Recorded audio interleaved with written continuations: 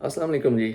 आज general Qamar Javed Bajwa retired उनके इंकशाफात से भरपूर इंटरव्यूज़ का सिलसिला जारी है और वो मज़े की बात ये है कि वो इन इंटरव्यूज़ को डिनाई भी कर रहे हैं। यानी मतलब वो ये नहीं कह रहे कि उनसे मंसूब करके जो बातें पब्लिक की गई हैं वो गलत हैं, लेकिन वो ये कह रहे हैं कि ये निजी महफ़िल में होने वाली गुफ्तगू है जिसको पब्लिक किया जा रहा है उनकी इजाज़त के बगैर। तो खैर, और इसकी वो तहवील ये दे रहे हैं कि क्योंकि वो मिलिट्री कोड ऑफ कंडक्ट के मुताबिक पाबंद हैं कि 1 साल तक अपनी कोई भी राय उसको पब्लिक ना करें या पब्लिक ओपिनियन से गुरेज करें। तो इसलिए वो इस कह रहे हैं जी कि मैंने इंटरव्यू नहीं दिए और ये मेरी मर्ज़ी के बगैर पब्लिक किए गए। 2-4 पहलू हैं जो मुझे समझ आए हैं इनके इंटरव्यू से, उसका जायज़ा लेंगे। एक तो ये कि वो ये क्यों कह रहे हैं कि मैंने इंटरव्यूज़ नहीं दिए। तो इसकी वजह तो साफ नज़र आती है कि पहले जो उन्होंने इंटरव्यूज़ दिए तो जावेद चौधरी हों, मंसूर अली ख़ान हों या दीगर, तो वो सारे वो बातें पब्लिक की गई हैं या इंटरव्यू में पब्लिश की गई हैं, आप कहें कॉलम्स में लिखी गई हैं कि जो बाजवा साहब को सपोर्ट कर रही थी और वो अपना मौक़िफ़ देना चाह रहे थे क्योंकि इस वक्त काफ़ी बैकलैश आ रहा है उनकी पॉलिसीज़ के हवाले से और इमरान खान भी उनको भरपूर तनकीद का निशाना बना रहे हैं। लेकिन अब क्योंकि हमारे दोस्त शाहिद मेतला ने इंटरव्यू किया और उन्होंने एज़ इट इज़ उसको पब्लिक कर दिया, तो कुछ बातें ऐसी भी आ गई हैं जिससे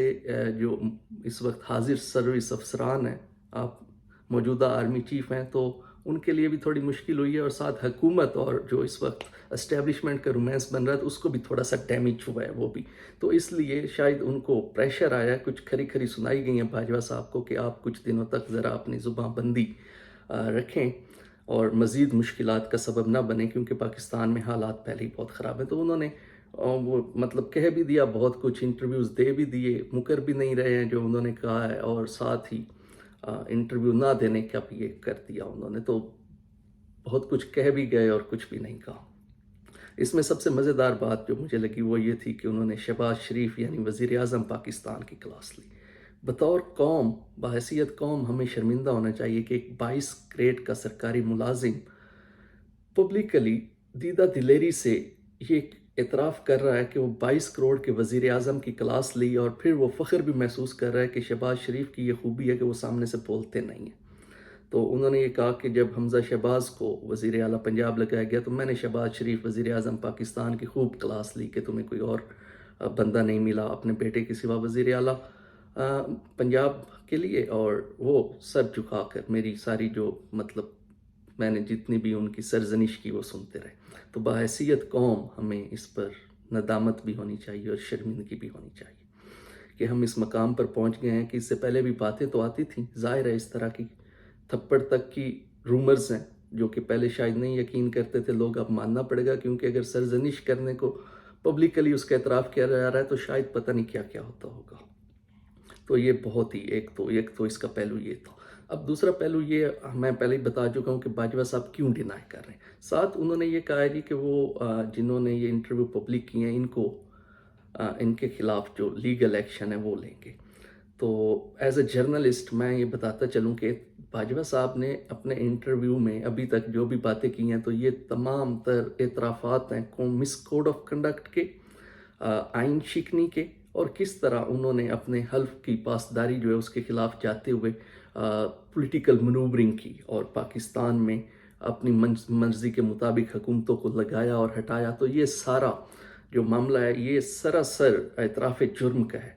अब अगर वो ये कह भी देते हैं कि मेरी मर्ज़ी से ये इंटरव्यू पब्लिक नहीं किए गए तो मैं एज अ जर्नलिस्ट ये बात ज़िम्मेदारी से कह रहा हूँ कि ये इंटरव्यूज़ से ज़्यादा एतराफ़ जुर्म है और फिर ये इंटरव्यूज़ नहीं रहेंगे, ये इन जर्नलिस्ट की इन्वेस्टिगेटिव स्टोरीज़ बन जाएंगी, ख़ास तौर पर शाहिद मेतला ने जो इंटरव्यू किया है। अब इसकी मैं मिसाल यूँ दूँ कि एक बंदा है, उसने माजी में कोई कत्ल किया है या कोई और जुर्म किया है और वो एक जगह बैठे हुए उस जुर्म का एतराफ़ करता है और एक जर्नलिस्ट उसको रिकॉर्ड कर लेता है उसकी मर्ज़ी के बगैर, तो ही उसकी इन्वेस्टिगेटिव स्टोरी होगी। इसकी बुनियाद पर उस शख्स के ख़िलाफ़ जो एतराफ़ जुर्म कर रहा है उसके ख़िलाफ़ कार्रवाई होगी, ना कि जर्नलिस्ट के ख़िलाफ़। लेकिन यहाँ ज़रा हवा उल्टी चलती है, तो देखें क्या होता है। लेकिन बहरहाल ये एतराफ़ जुर्म है इंटरव्यूज़ से ज़्यादा। और एक पहलू तो इसका मैंने आपको ये बताया। दूसरा पहलू अब इसका ये है कि मुझे बहुत अफ़सोस है कि मतलब बहैसियत कौम शायद हम बोने होते जा रहे हैं। اب باجوہ صاحب کے انٹرویوز میں انہوں نے جرنلسٹ کا ذکر کیا جی کہ طلعت حسین میرے پاس نوکری کے لیے آیا، حامد میر جھوٹا حاتمی ہے، شیرین مزاری کی جو بیٹی ہیں ایمان مزاری، اگر میں ان کا نام صحیح لے رہا ہوں، تو ان کا کیس بتایا کہ جی وہ ترمین اللہ کی بیٹی کے ساتھ ان کا جو ہے وہ فرینڈز ہیں، اور اس بیس پر وہ کیس. تو مجھے بحیثیت مطلب ایز اے جرنلسٹ یا پاکستانی شہری تھوڑی سی اس حوالے سے بھی ندامت ہوئی کہ یہ ہمارے ملک کا army chief, x army chief بتا رہا ہے کہ ان کے دور میں ترجیحات کیا تھی. تو بحیثیت قوم، مطلب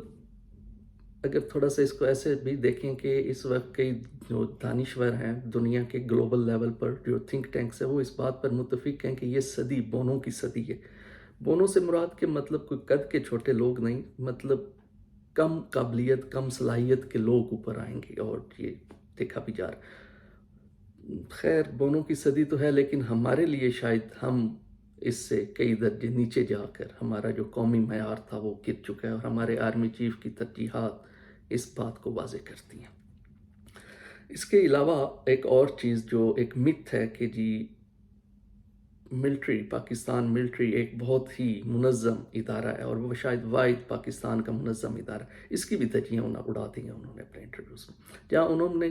کئی جگہ پر یہ اعتراف کیا اپنے اس جو کنورسیشن تھی، جرنلسٹک کنورسیشن تھی، تو باجوہ صاحب بچے نہیں ہیں، ان کو پتہ تھا کہ یہ پبلک ہونی ہے، اور جرنلسٹ جو ہیں وہ بھی یہ بات کہہ رہے ہیں کہ یہ باجوہ صاحب کے علم میں لا کر ہی یہ انٹرویوز پبلک کیے گئے. تو خیر اس میں باجوہ صاحب یہ اعتراف کر رہے ہیں کئی واقعات، اس میں مطیع اللہ جان کا واقعہ ہو، اسد طور کا واقعہ ہو، تو وہ یہ اعتراف کر رہے ہیں کہ ان کے نیچے جو ایجنسیز ہیں وہ کئی دفعہ آرمی چیف کو بھی معلوم نہیں ہوتا کہ وہ کیا کر رہی ہیں، اور وہ اپنی منشا کے مطابق کئی کام شاہ سے زیادہ شاہ کی وفاداری کے چکر میں کر جاتی. تو اس سے انہوں نے اس متھ اور اس تھیری کی بھی دھجیاں اڑا دی ہیں کہ پاکستان ملٹری، پاک فوج ایک انتہائی منظم ادارہ ہے. تو منظم ادارے شاید اس طرح کام نہیں کرتے کہ آرمی چیف کو کچھ ان باتوں کا علم نہ ہو، اور اس لیول پر جا کر اقدامات کیے جا رہے ہوں جس سے انسٹیٹیوشن کی ریپوٹیشن ڈیمیج ہو رہی ہو. تو باجوہ صاحب کا یہ انٹرویو خیر ابھی مزید بھی اس میں انکشافات ہونے ہیں، اور اگر شاید ان کو شٹ اپ کال نہ ملتی تو وہ مزید باتیں بھی کرتے، جس سے بہت سارے بھرم جو ہیں وہ پہلے کوئی بھرم رہا تو نہیں خیر، اور مزید بھرم بھی ٹوٹتے. تو دیکھتے ہیں کہ آئندہ اب باجوہ صاحب مزید کیا باتیں کرتے ہیں. یہ 3-4 پہلو تھے چیدہ. ویسے تو اگر باجوہ صاحب کے انٹرویوز کے ایک پوائنٹ لیا جائے اور اس پر بات کرنی شروع کی جائے تو شاید کئی ویلاگ بنتے ہیں، لیکن میں اس کو غیر ضروری سمجھتا ہوں، کوئی اتنی اہم بات نہیں ہے. بہرحال یہ انٹرویوز اعتراف جرم ہے، اور اگر وہ کسی مہذب ملک میں ہوتے اور اس طرح سے پولیٹیکل منورنگ اور مس کوڈ آف کنڈکٹ کے اعترافات خود اپنی زبان سے کر رہے ہوتے تو شاید ان کے خلاف کوئی تعدیبی کارروائی بھی کی جاتی. لیکن پاکستان میں تو کس طرح جنرل مشرف کو جو آرٹیکل 6 کے ملزم تھے ان کو اڑا کر لے گئے تھے. ابھی دلی دور ہے، تو شاید ابھی بہت سفر ہمیں طے کرنا ہے. جملے مایوس ہیں یہ، لیکن ان کے ساتھ ہی مجھے ابھی اختتام کرنا ہوگا اس ویلاگ کو. Thank you G.